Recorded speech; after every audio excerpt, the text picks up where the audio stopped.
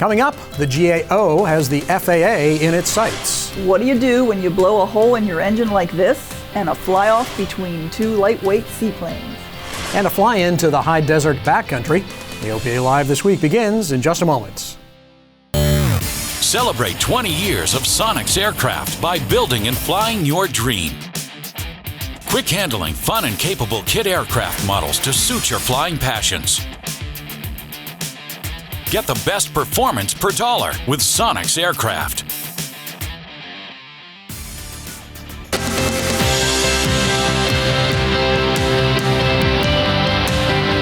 This is AOPA Live This Week with Tom Haynes and Melissa Rudinger.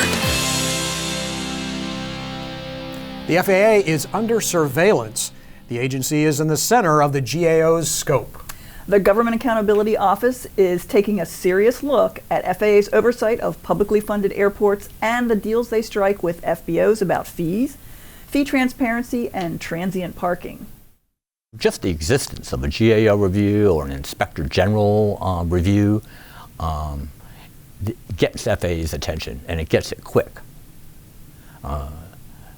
My background is I used to be the Inspector General for the Department of Transportation. So I know firsthand what happens when they get a letter in the mail that says, hey, we're going to review your program to see what kind of job you're doing. And sometimes it's pretty effective just to send a letter. It gets their attention and it has staying power. This ongoing GAO investigation got a boost last week from this letter sent by Representatives Ralph Abraham of Louisiana and Steve Russell from Oklahoma. Both are general aviation pilots, and they wrote, all FBO fees should be transparent and easily accessible online for pilots. They also advocated for standardizing charting of the transient parking areas outside of FBO-managed ramps. And finally, they said pilots should not be charged by airports or FBOs for services they did not request or use. These airports have been purchased with federal funds, state and local funds. They're public use airports. And there just strikes me as something wrong with the picture where a private entity can come in and lock up all the parking spaces for general aviation aircraft. Makes sense to me. I mean, pretty common sense to post fees and be transparent. Yeah, it is hard to argue with that, and so it's just one more part of our effort to sort of shine a spotlight on this and make sure that general aviation pilots are aware of what it is that they're going to pay when they get to an airport, and also give them alternatives. If it's not competition in the form of additional FBOs or maybe self-serve fuel, it's at least another place to park. So you don't necessarily have to use the FBO if you don't need their services. Exactly. So lots more to come, though.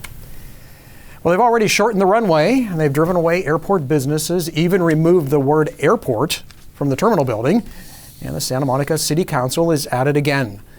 Now they're going to rip up and pulverize the paved runway safety areas at the end of each runway. Well, this week, AOPA and NBAA told the council that doing so would reduce safety margins, and the plan to plant turf in those areas would attract wildlife that could be a threat to aircraft. Well, it didn't faze the council members much at all. Well, I think we're on the same page, but I want to say that I found the organized, concerted outpouring of strongly worded, sometimes offensively worded opinion from the aviation industry all over the country to be very persuasive.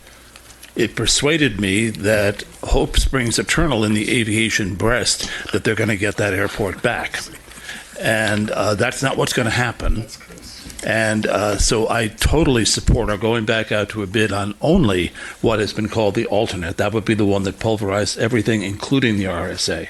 I think we should pursue a bid for that and for that only. The council voted unanimously to get bids to pulverize that runway safety area, using some $3 to $4 million in tax dollars, not airport revenue, to get it done. Santa Monica, your tax dollars at work. Okay, let's pivot from political perfidy to extraordinary pilot performance. 3 examples. First, it's many pilots' worst nightmare, but it doesn't have to be. An engine failure can be catastrophic or a relative non-event depending on where the airplane is and how well the pilot's prepared. There was a clear example of that this weekend at our home airport in Frederick, Maryland. This debonair was taking a group out for breakfast when the routine flight turned into an emergency situation. It was a perfectly normal departure all the way till we got about 8 miles northwest of the airport. All of a sudden, we heard a loud bang. Airplane started shaking fairly violently. You couldn't read the instruments on the panel. Smoke started coming into the cabin. We turned around back towards the airport and declared an emergency to Frederick Tower. We set up for a glide. Outcome of whether we were going to make it back to the airport never really was seriously in doubt. We were set up for a right base to the long runway. We, in fact, had to, we were high, so when it looked like we had the runway made, we dropped the gear, full flaps, airplane glided in, and made it to the taxiway and rolled off. No problem. Bill says he mentally prepares for an emergency every time he flies, which helped him in this situation. When I roll out on the runway, I try to visualize what I'm going to do in the event something happens. I think that better prepares you in the event that something does happen. The other thing that we try to do is climb as quickly as we can to get away from the ground. When we were 8 miles away from the airport, we were at 4,500 feet, and I have some doubt as to whether we would have been that high had we not climbed quickly. Sounds like he's really prepared.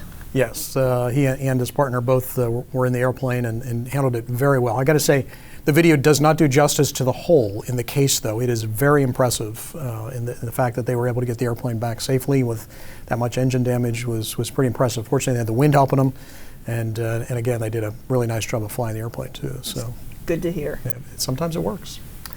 And now to our second example of superior pilot performance. This from the Chinese news agency Xinhua via Facebook. The wind was howling across the runway at Bristol Airport in England. Didn't bother the captain of this 757, though. She cranked in the right amount of correction and flew it right down to touchdown. By the way, you have to crab an airliner like this all the way down because a slip would drag an engine on the runway. Well done, Captain. That is one impressive landing. It's very impressive. I've seen some other videos like that on YouTube, and they're really fun to watch. Yeah, pretty good. And finally, this week marks the end of an era on the air show circuit. Sean D. Tucker flew his last high-energy solo performance at the Wings Over Houston Air Show. Sean has flown hundreds of air shows in front of millions of fans since the 1970s. Sean will still be around the air show circuit, and he is planning to do a team performance in the future.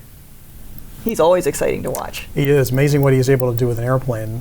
But he's such a professional, and so it'll be fun to see what it is that he does next, presumably with a multi-ship team sort of approach to aerobatics going forward. So can't wait to see it. Stand by. Well, hey, if a trip to the warm climes of the Caribbean is in your future, we have just the thing for you. We've just released the 2019 editions of our pilot's guides for the Bahamas and the Caribbean. Not to worry, everything has been rebuilt and restored following the 2017 hurricanes. The guides also help you plan your stay after arrival, with a wide range of destination information, including phone numbers of hotels and recreational places, details of local culture and food, and tips for how to get around the islands. You can also read suggestions and advice from other pilots who have flown in to visit. You can buy the books or the apps on our website. One of the best ways to explore destinations like the Bahamas and the Caribbean is with a seaplane. AOPA pilot editor-at-large Dave Hirschman recently took 2 seaplanes head-to-head to see which is the better performer, a classic Super Cub or a modern light sport Aeroprakt A22. The words iconic and legendary may be overused in aviation, yet they actually fit the Piper Super Cub. The Super Cub popularized backcountry flying in the second half of the 20th century, and it remains a useful and beloved aircraft. The Aeroprakt A22 is a relative newcomer and a foreigner. Made in Ukraine, the metal A22 has much more modern technology than the Super Cub with its Rotax engine and glass panel avionics. Our fly-off takes place on a sparkling late summer morning in central Maine. First, the takeoff test. Okay, we're gonna advance the throttles in 3, 2, 1, go. The Super Cub moves ahead about 3 airplane lengths during the takeoff run and gets off the water about 1 second earlier than the A22. The A22, however, uses about 30 feet less total distance on its takeoff run. The result, a draw. Once airborne in level flight with the flaps up, we begin a side-by-side climb contest. Both airplanes are at full power and pitch up to VY. As the saying goes, there's no replacement for displacement. Winner, Super Cub. With both airplanes in cruise, the A22 moves into trail position to compare roll rates. Bank left in 3, 2, 1, go. The Super Cub rolls at a sedate 30 degrees per second. The A22 is significantly quicker at about 45 degrees per second. Result, the winner, A22. Next, we find out which plane can fly slower. Flying side by side with both airplanes clean, we decelerate in level flight. All right, I'm starting to buff it at 50. I wasn't buffeting at all there. Yeah, it looks like you got a definite slow speed advantage. Winner, A22. With flaps and landing gear up, we open the throttles for a flat-out speed contest. Flying side by side, we commence the drag race. Okay, I'm opening up a little bit of lead. 95 knots. Okay, say your ground speed. 90 knots? Yep. Okay, I'm at 92. Winner, Super Cub. Our final challenge is a short landing comparison on water. We deploy full flaps and approach the landing zone. The A22 makes its final approach about 3 knots slower than the Super Cub. Due to its heavier weight, however, the Super Cub settles into the water more quickly. The two airplanes decelerate and stop in almost exactly the same distance. Result, a draw. The shocking thing to me was just how close this modern LSA is to this traditional iconic Super Cub. Despite the massive power advantage that the Super Cub has. The takeaway: small, sporty, lightweight seaplanes provide real alternatives to traditional models. Dave Hirschman, AOPA Live. You can read all about the seaplane competition in the upcoming December issue of AOPA Pilot magazine. So first of all, beautiful footage. Yes, beautiful it is. footage. I'd take either airplane. Yeah, really. What a great place to have a fly-off on a beautiful Maine lake, late summer. Sounds like fun. Coming up after the break, the biggest backcountry aviation event you've ever seen. Fly with us to Dead Cow Lake Bed in the High Sierra Fly-In. We'll be right back. You always knew it was your perfect airplane. Now it can have the perfect panel. Garmin G500 TXI and Garmin G600 TXI, the next generation of flight displays. Welcome back. Next year, AOPA will be 80 years old. We don't look a day over 20. And to celebrate, we've created this special large format coffee table book, more than 280 pages of stunning photography and stories highlighting the aircraft and events that have made general aviation history. You can pre-order the book now. If you order by December 5th, you can have it in time for that special holiday gift. And one of AOPA's goals for the next 80 years is to grow the pilot population with the You Can Fly program. One of the parts of You Can Fly is our Rusty Pilots program. We recently came across a pilot who wanted to share his story of how Rusty Pilots helped him get back in the cockpits. Let me tell you about my Rusty Pilot experience. I went to Ohio State University where they were offering a Rusty Pilots, and I appreciate AOPA doing that to get those of us who have been out of the left seat for a little while back into it. And the program itself was very concise. It was not a lot of hours, it wasn't a lot of time, but it allowed me to get back up to speed quickly and efficiently so that I had the confidence then to go on and do what I needed to. I learned to fly in 1982 is when I actually got my private and my instrument rating after that, and then went on from there and was flying quite a bit. But as oftentimes happens, life gets in the way. My biggest motivation for wanting to get back in flying was basically my wife. I was doing a lot of traveling. We had a business that I was managing in North Carolina, as well as a business in Ohio. And so we were spending a lot of time on the road back and forth. And she had been saying for quite some time, you need to get current again and get your pilot license back up and start flying again. But because I was doing so much traveling, it made sense to become current and flying again. And so that was the main part of the motivation. But I'm one of those rare guys that his wife said, you should do this and you should buy an airplane, and so I did. This aircraft I bought in January of 2017. And in 2017, I flew 250 hours. This year, I'll be somewhere in the range of 300 hours I will actually fly.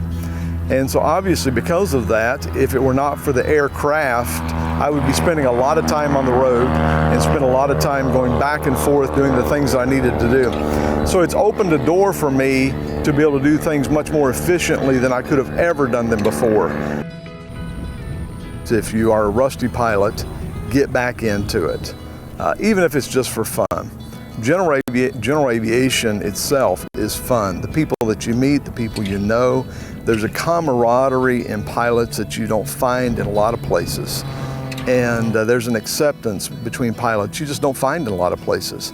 And so if for no other reason, just for the fun of it, get back into it. A great example of how well Rusty Pilots works. To find a Rusty Pilot seminar near you, visit rustypilots.org. You can also take our new Rusty Pilots online course to get back into the cockpit. Or you could attend the Rusty Pilots seminar this weekend in Gulf Shores, Alabama. It's part of the AOPA fly-in presented by the Alabama Department of Transportation Aeronautics Bureau. We hope you'll help us cap off a great year of fly-ins with some fun along the coast. If you're looking at flying in, don't let the sectional scare you. There are a number of military operations areas, restricted areas, and other airspace considerations.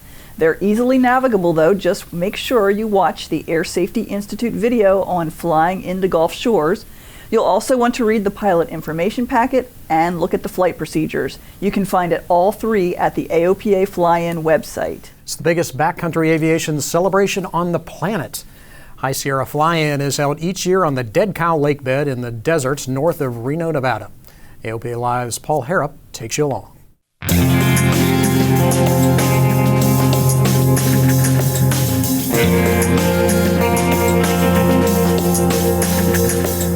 At the intersection of flying, fun, and Mother Nature, you'll find the High Sierra Fly-In. I love the outdoors, so this is right up my alley. Tom McKay found out about High Sierra from social media and knew he had to come. Found out about it last year by watching a couple YouTube videos. Trent Palmer posted some pretty awesome footage. Tom wanted to get out and explore the desert wonderland in his 182, so with CFI Chris Olmstead as safety pilot, we launched towards the Black Rock Desert, home of the fabled Burning Man 747. A quick hop from Dead Cow, the Burners Playa is just 2 lake beds away.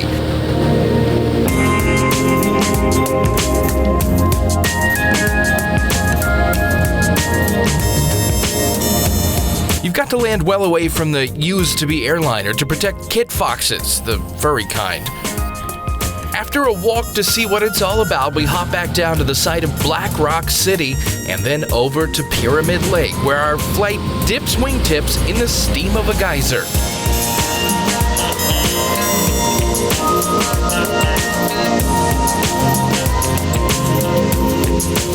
It was just awesome. From there, it's back to High Sierra to watch the STOL drag and talk about a showdown. The rules are simple. 2 pilots take off side by side behind a chalk line. They fly 3/4 of a mile down. They have to stop past another chalk line on heading. They then turn around, take back off, and the winner of that heat is the first pilot to land beyond that first chalk line on heading. Mike Patey and Draco edges out Trent Palmer in the Freedom Fox for the final round. And speaking of Draco, it really shows off in the mountains.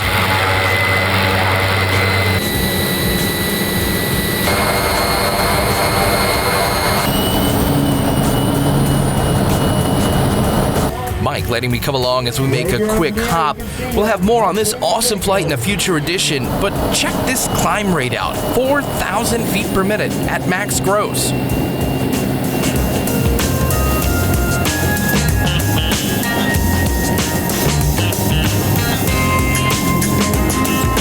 So we just tried Draco at its heaviest weight possible. We took it up to gross weight filled it with people. We had probably 750 pounds of people on board. It's just as awesome as it looks, but a lot more comfortable than you'd expect. Mike's fit and finish on the interior makes it to where this could easily be an all-day machine. Draco may be the king of bush planes, but all kinds of aircraft are welcome here on the playa, as long as they're willing to get dirty. You know, these planes, they're not hangar queens. You know, these guys out here really know how to have fun, use their planes, fly them correctly. From the Dead Cow Lake Bed, Paul Hira, AOPA Live. The Flying Cowboys, who helped put on the event, have a motto called Heavier Out. When they fly somewhere, they take trash bags and bring out more trash than they carried in. The cleanup crew from High Sierra reports that even with 450 airplanes and 1,000 people, they only filled one bag of trash halfway. Look for more coverage of the event in an upcoming edition of AOPA Pilot magazine. What a cool event. Very cool. And Draco's a great airplane. It really is just fascinating what you can do with that thing, and what a great group of folks having fun out there. Looks like a lot of fun. I think I might try to make it out there next year. I think so, yeah. And that wraps it up for us this week. Thanks for watching, and remember, we'd love to hear from you. Our email is aopalive@aopa.org. And as we leave you this week, we'll go back to the high desert for a look at some of the nighttime festivities. See you next Thursday.